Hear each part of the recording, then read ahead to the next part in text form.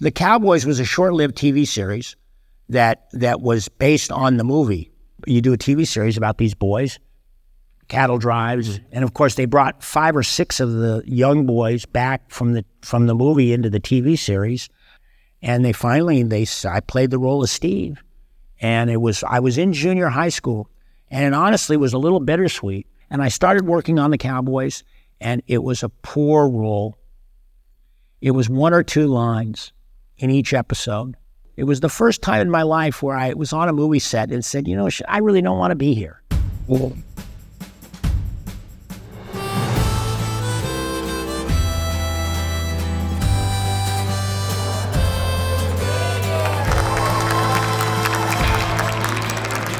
Hi, I'm Rob Loeb. Welcome to A Word on Westerns. We do love Westerns here, and we've got somebody special here today who started as, well, it's not Terror of Tiny Town, but it was on the Andy Griffith Show where he made his debut as Messy Leon. He went on to do like 300 other movies. This is a working character actor. You know him, you love him. Clint Howard, give him a big hand. Thank you. I appreciate it.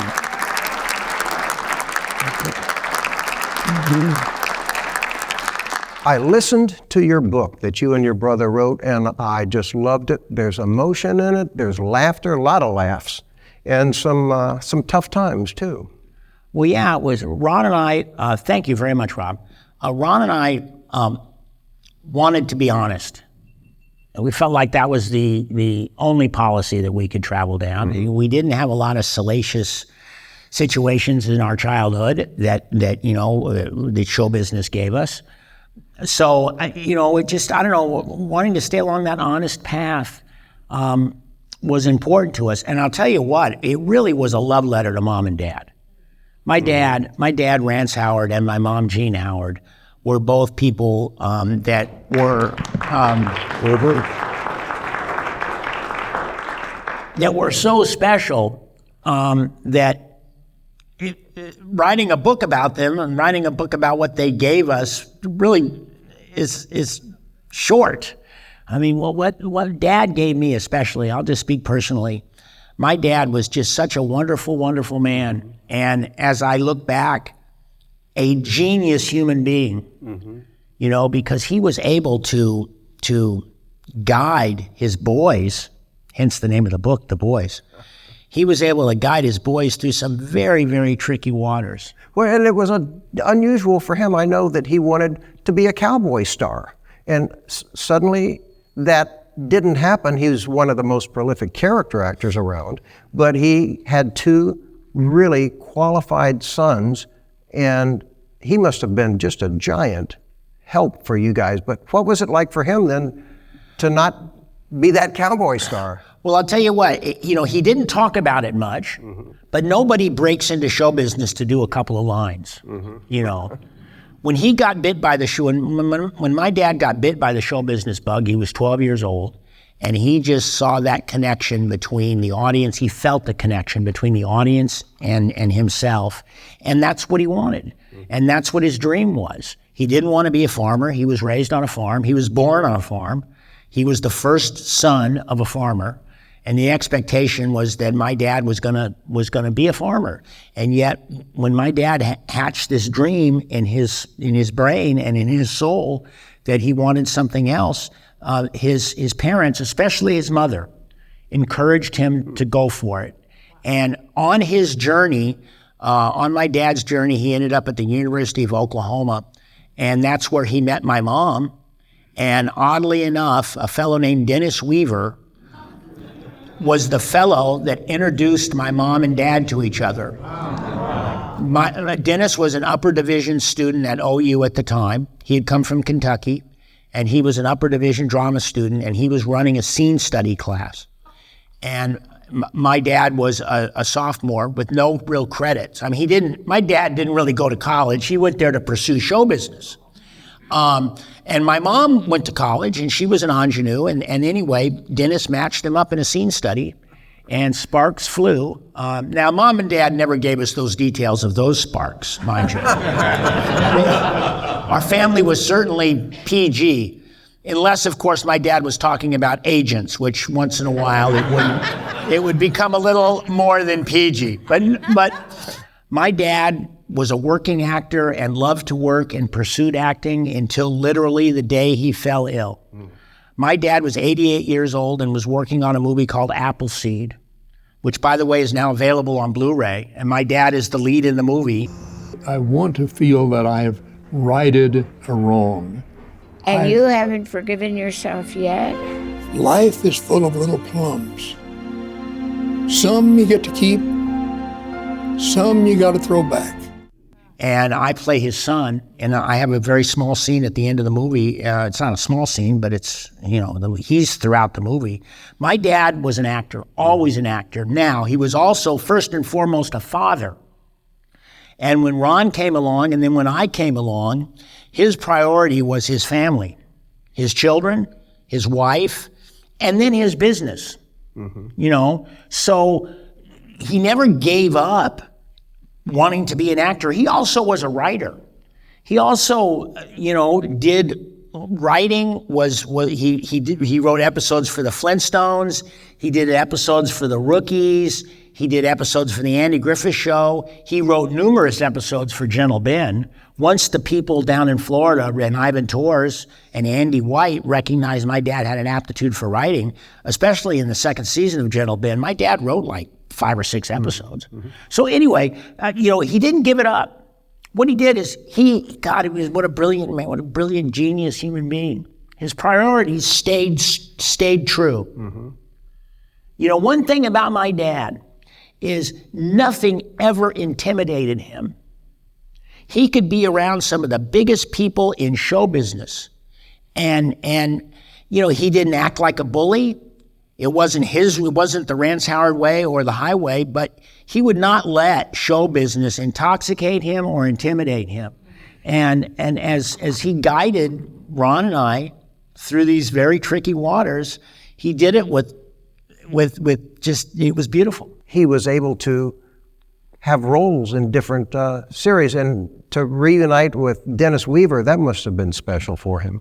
Oh yeah, that was. I mean, Mom and Dad always were close with Dennis Weaver and his wife, Jerry. Dennis, very similar guy, salt of the earth human being. At first, I got cast in a movie called Gentle Giant, which was basically, what it ended up being was a pilot for the TV series Gentle Ben. And, I got hired. I auditioned and got hired. And sure enough, Dennis Weaver was playing my father.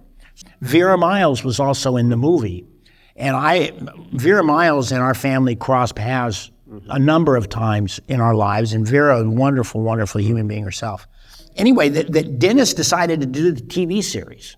And Vera Miles didn't want to have anything to do with television. She was of that, she worked for friggin' John Ford, for crying out. The Searchers, come on. So Dennis, went down to Florida, and with his family, with Jerry, was there often, and his kids were around. And for a couple of years, we worked on Gentle Ben together. Get in the winner's circle with Gentle Ben this fall. Here are action and adventure in the Everglades. Here are the people who love the wilderness and its way of life. Join them each Sunday for the new hit, Gentle Ben, in color starting this fall. And Dad and Dennis were lockstep in wanting to deliver quality entertainment, which was this story about a boy and a bear and a family in the Florida Everglades. At first, I know we're jumping around a little bit, but we're going to talk about Gentle Ben. At first, Ivan Tors had designed the show to where the bear talked. Glad that didn't happen. I swear, we open up, episode 3, we look down and, wait, what is this? Ben's got dialogue? and my dad and Dennis, they stopped. They dropped anchor right there. If Ivan Tors was alive today, you'd be making the Cocaine Bear. I'm not sure what Ivan would be doing now. Now, he already had a big studio set up in Florida for Flipper. Ivan Tors was a prolific man. Started as a science fiction writer in the 50s and produced movies. And Ivan Tors was one of the first syndicators of regular television programming. Ivan Tors understood what syndication meant.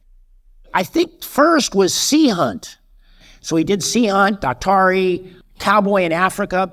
Flipper is what really made him. And they made a couple of Flipper movies.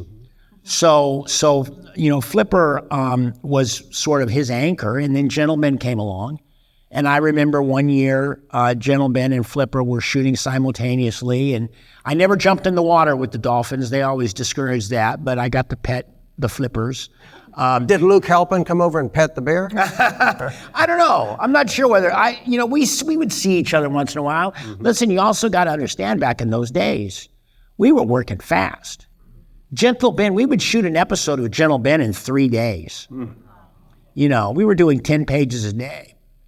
And so we had, Dad and I put on our work shoes every day and went to work. Now, I was never abused, but I worked hard. And, back in those days, the state of California did not have jurisdiction in Florida, and the work laws for children were different. The series Gentle Ben was not handcuffed by the child labor laws. So I was able to go and work. If I needed to work 11 hours, as Dad, listen, Dad loved me, and Dad, I was never abused, but I would work hard and go home and sleep and get up and go to work. I was the star of the show. Was it, and you were great in those too. Thank you. The feature films, though, were a lot different, and the Wild Country, and Robert Totten directed that. What a fabulous, underappreciated director he is. He really knew how to make Westerns like nobody else. I'll tell you, Bob Totten was like the uncle that was truly around and helped me get through life. I'll tell you another thing that just popped into my head. It was Bob Totten that really inspired a fellow named Ron Howard to be a director. How did he do that? Well, on The Wild Country, which was a movie that Bob Totten directed, it was a good movie.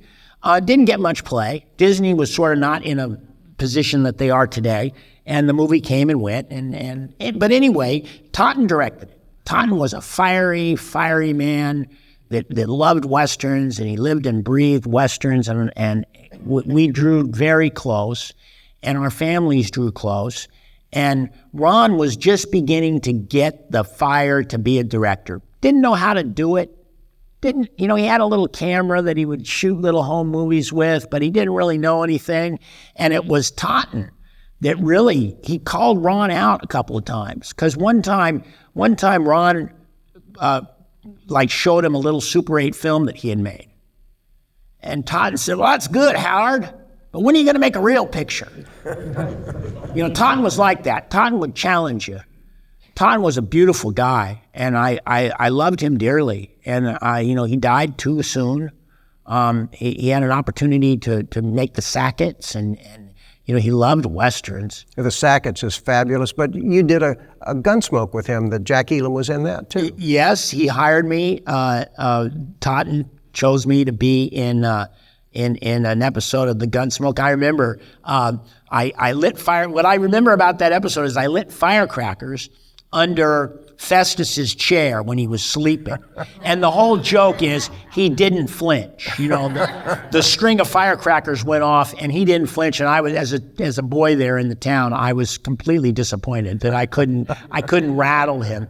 But I'll tell you what Totten did for me was he hired me to be in a movie called The Red Pony, which was Hank Fonda and Maureen O'Hara and Jack Elam and Ben Johnson and Richard Jekyll. And I played Jody, which was the lead character in Steinbeck's novel. Now they adjusted Steinbeck's novella, and Totten and a guy named Ron Bishop wrote the screenplay, and it was more about a boy battling his father and coming of age with his father. And I got to work with Hank Fonda. What was that like working with him? I'll tell you what, to be honest, Rob, it was very cool. Because I'll tell you what, Hank was very method. He didn't make a big deal about it. But, Jody and Carl Tiflin did not have a good relationship. Now I might be able to horse around with Bob Totten and horse around with my dad and horse around with the prop man, but there was no way that Hank was going to let me horse around with him. That was just a very standoffish relationship I had with him. Was it to keep his character? Sure. Sure, he didn't want to have any sense of anything with me, and he didn't want me to have any sense with him. It needed to be standoffish. It wasn't until we wrapped that I felt the warmth of Hank. And here's another one. Talk about, 7 degrees of separation or whatever. My dad's first real break in the business was back a long time ago, probably, I don't know, in the early 50s, in the Broadway production of Mr. Roberts. And my dad auditioned for Pulver, didn't quite get it, but the director, Josh Logan, thought Dad was so good and came up this short that he gave him a part in the ensemble. He played a character named Lindstrom, which, nowadays you can understand why Mr. Roberts was a big hit, because it was about 15 well-cut actors with their shirts off walking around the Broadway stage. That's going to be a hit for everybody, Worked for hair. So anyway, my dad was on that production, and John Forsythe was playing the Mr. Roberts, and then Hank Fonda replaced him, and my dad and Hank got to know each other. So, and another little side mark, when my brother was 16 years old, he got cast in a TV series called The Smith Family. And Hank Fonda was taking some of that TV money, and he was the star of The Smith Family. And it didn't work. He played a detective, and the show was on for one season. And then, like most television shows, they come and go. And I'll tell you what, I said that Bob Totten was an inspiration for my brother to be a director.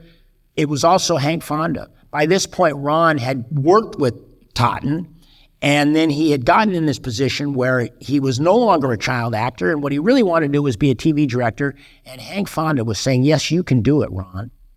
Now, here's another thing. Ron went from Ronnie to Ron. And that was an interesting, that was an interesting situation, because at first, Ronnie wanted to be Ron with 2 N's. The rebel. But he ended up landing on Ron, and listen, I love my brother. I love him dearly. He's still working really hard. Mm-hmm. He's directing a movie now, and I'm a little irritated because I'm not hired. Then he usually puts you in his films. Ron and I have had many, many conversations and many experiences about this. He trusts me, mm-hmm. and he's the chief. He's the guy in charge. He's chief of the boat. And as an actor, I just work on the boat. And when he chooses to put me on the boat, we have great chemistry, and I love working with him. It's wonderful. I mean, like, for instance, on The Missing. Yes, you and your dad had a nice scene together, but you were so perfect and strong as the sheriff. He says, I'm not going out of town hunting these Indians. I got people in town. Yeah. Well, it was The Missing is a wonderful little movie. Mm-hmm. It isn't one of my brother's big box office hits, but it's a good one. It's a good Western, and I play the Sheriff Purdy from Chloride, New Mexico, and I channeled my aunt. And Ron and I talked about the voice that I was going to do. I can do the voice a little bit. Let me say, no, I probably can. It's been a long time, but I played this sheriff, and I was this small town was becoming modernized, and I really didn't want to mess with the Indians. Mm-hmm. So anyway, that was that experience. But it was a nice moment, and to have your dad in it too was great. So your first cowboy role was on the Andy Griffith Show as Little Leon, Messy Leon, they called him. Little Leon. How did that happen? I was on one of those occasions that my dad had an acting job. My dad would normally watch us. Mm-hmm. He was our guru, our mentor.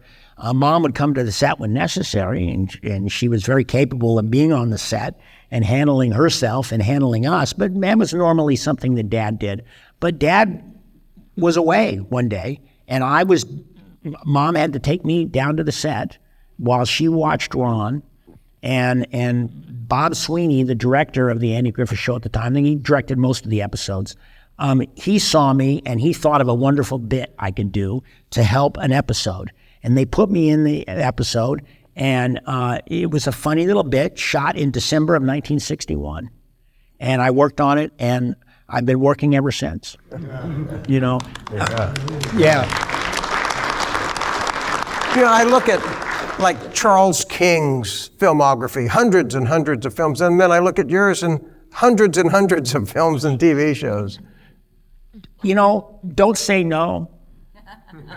It's a big secret to working a long time in the business. Listen, if you count it up 63 years, you know, 5 or 6 jobs a year, that list is going to mount up really fast. And there were some years when I worked 10 or 12 times, considering what Ron and I did starting, you know, for Ron in 1961 and starting for me, you know, I worked in the early 60s from Laredo to Gunsmoke to a couple episodes of the Virginian, Men from Shiloh, Lancer. You had some good stuff with Doug McClure, too, in those. Yes. Oh, I did an episode of the Virginian with Doug McClure that's awesome. I mean, that show, it would never happen now. But here I was a little kid in this show shooting at Doug McClure with a .22 single shot at close range. I don't think programs and practices lets that happen today. They wouldn't do that. No. But, I need to ask you about the Cowboys TV series. Sure. It was such a wonderful movie, and they put a lot of the kids, A. Martinez and Bobby Carradine, in that series. Clay O'Brien, World Championship rodeo star. Yeah, for sure. And you got lucky to be in that, but it was only a half an hour, and it failed. And nobody can see those. That wasn't luck, Rob. That was Bob Totten. What happened? Bob Totten was hired to do the pilot of The Cowboys. The Cowboys was a short-lived TV series that was based on the movie. John Wayne died. First time in any film, John Wayne had died in a movie. And then somebody had got the idea, well, you carry on and you do a movie, you do a TV series about these boys, cattle drives. Jim Davis took Duke's place. And Moses Gunn was in it. He was in the movie. And of course, they brought 5 or 6 of the young boys back from the movie into the TV series. But Bob Totten got hired to direct the pilot, and casting happened. And Barry Diller at the time was the president of the network of ABC, and they had gone through an arduous task of casting. And I played the role of Steve, and I was in junior high school, and it honestly was a little bittersweet because Totten had hired me, and I was really excited to be working on this TV series, and I had been in the Red Pony, a certain amount of notoriety and a certain amount of self-esteem, and I started working on the Cowboys, and it was a poor role. It was 1 or 2 lines in each episode. Because there were so many kids. There were so many kids. I get it. They weren't trying to cut me out or anything. It was. And Bob directed the pilot, though. Yes, Bob directed the pilot, and then he was let go. He didn't have anything to do with the TV series. But I'll tell you what, I was 14 years old, and I really wanted to go to school. It was the first time in my life where I was on a movie set and said, I really don't want to be here. I want to be somewhere. I want to be in high school. I want to be with my buddies. But I was in journalism, and I was voted, or I'd won the job of being the yearbook editor for the junior high school yearbook. And yet when I got the part of working on the Cowboys, I had to give up that job of being the yearbook editor. And it was, like I said, it was bittersweet. I've always loved to work, and it doesn't matter. The cards got shuffled and dealt, and that was the hand, and everything is fine. Well, Westerns seem to be coming back, and you just did one with Nicolas Cage, The Old Way. Yes, I did. I had a wonderful opportunity to work with Nick Cage and Ryan Kira Armstrong, Nick Searcy. It's a little Western, harkens back to the B Western. First of all, I wouldn't consider it a B movie. It's just a small little Western. It was Nick Cage's first Western.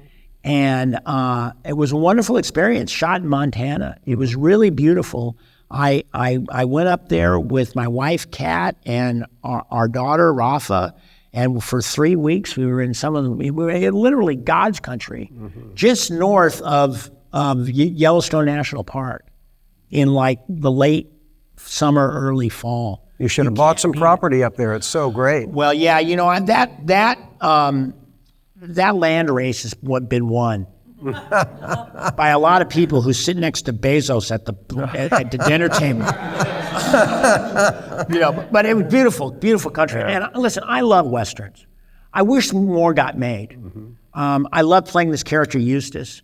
Yeah. I love putting on that face. I love going back and creating. He was a Civil War veteran where things didn't turn out real well, and he ended up in prison, and he ended up running around with some bad people. But he wasn't a bad guy.